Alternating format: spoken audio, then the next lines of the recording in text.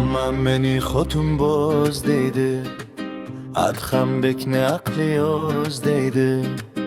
Mendan boshqa qaramaydimi kalta yubka kiygan go'zal qizlarga?